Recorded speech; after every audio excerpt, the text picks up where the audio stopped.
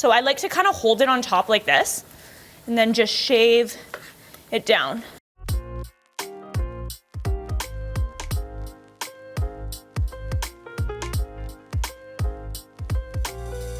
Normally you wouldn't think to ever make chicken shawarma at home.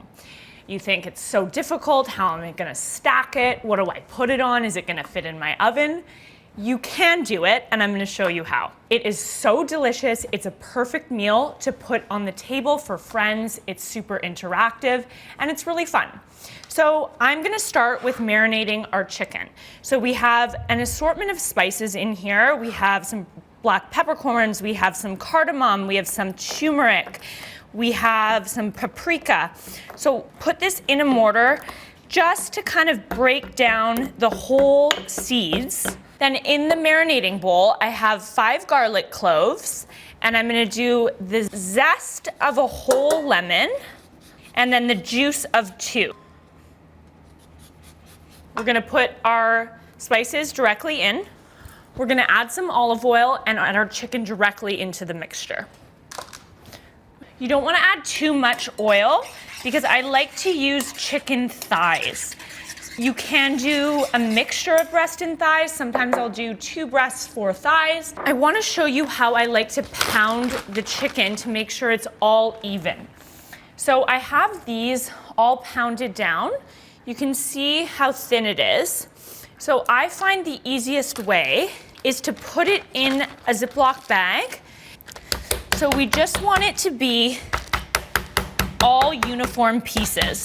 If you are using breasts, cut them in half before you pound them. Otherwise you're gonna be pounding all day. So that is about the thinness that will work.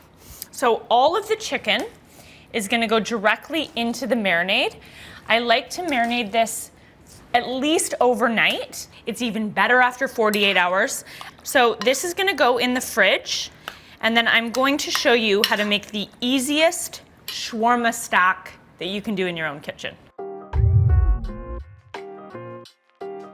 Okay, so our chicken's been marinating in the fridge overnight. It is ready to go. It smells delicious. So the best way that I find to stack this in the oven is to find the largest, most uniformly round onion you can find. We're gonna cut this top off so that it sits perfectly flush. So the next step is to kind of take these roots off. And we're gonna take wooden skewers. So I like to start and just kind of skewer this up. That's one. So now we have our base. You want to push it down, make sure it's perfectly flat. Now we can start layering our chicken. And I like to start with the smaller pieces on the bottom. Push it all the way down. Repeat all the way until you've gone all the way to the top. Obviously this does not look too stable. So what I like to do is I like to put additional sticks in the top just to give it a little bit more support. And it should stay up, and it's just gonna cook uniformly on this onion. And the onion is gonna not only provide a base for the chicken, when we take it out of the oven, we're actually gonna shave it down like a true shawarma, and the onion will be roasted and crunchy and delicious, and it'll go into our pita. So we're gonna pop this in at 350 degrees for about 45 to 60 minutes. It depends on how high you go. If you have more chicken stacked, it's gonna take longer. So just watch it, and I'll show you when we know it's done. Our shawarma is ready. It's crispy on the outside. It looks and smells delicious. So let's take it out and have a look. Here we are. It smells so good. And these crispy bits are actually the most delicious part. So how I know it's done is I kind of like to take a slicing knife and just slice with a very sharp slicing knife inside. You can kind of just pull and you can see the chicken. So while this sits, I'm gonna just go through what I like to serve it with. So I love a good fried halloumi. We can put that on the board. So we're just gonna heat a pan up behind me, and we'll just fry those a couple minutes per side. I have a big board. We have shaved romaine lettuce. We have shaved red cabbage, very thinly sliced red onion, some diced tomato, some lemon. I like to wedge the avocado. I have some garlic sauce and some hummus. So the garlic sauce is so easy to make. It's a base of Greek yogurt.